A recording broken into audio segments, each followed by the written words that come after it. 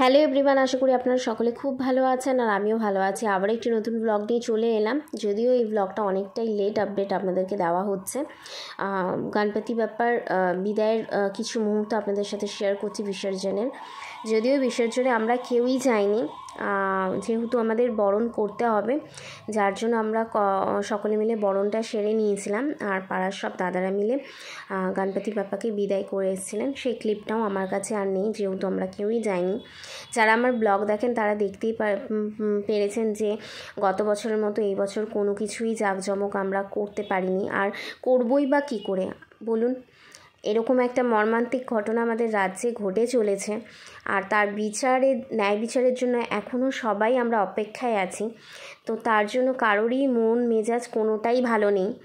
তো আশা রাখবো, আর বিদায়ের সময় গণপতি বাপ্পাকে একটা কথাই বলেছি যে যত তাড়াতাড়ি সম্ভব যাতে আমরা ন্যায় বিচার পাই, আশীর্বাদ করুক যাতে বিচারটা আমরা সঠিকভাবে পাই।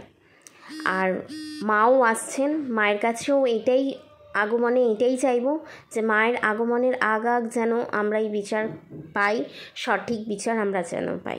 এই একটা কথাই এই ব্লগে আমি বলতে চাই। আর কোনো রকমভাবেই কী বলবো, মানে আর কোনো শব্দ নেই বলার মতো। তবে নিয়ম তো আমাদের করতেই হবে, নিয়মটাই যা আমাদের করা। আর বাচ্চাদেরকে নিয়ে একটু আসা, এখানে দেখতেই পাচ্ছেন বাবুরা সব বাচ্চারা মিলে কোনো রকমে, যেখানে এই জায়গাটা কতটা ভরাট থাকতো, আর আজ সেখানে 3-4 মিলে এসে আমরা কোনো রকমভাবে বাবাকে বিদায় জানালাম। তবে আজকের মতো এইটুকুই, আবারও দেখা হবে নেক্সট ভিডিওতে। আর আপনারাও সবাই কামনা করুন বিচারের আশায়।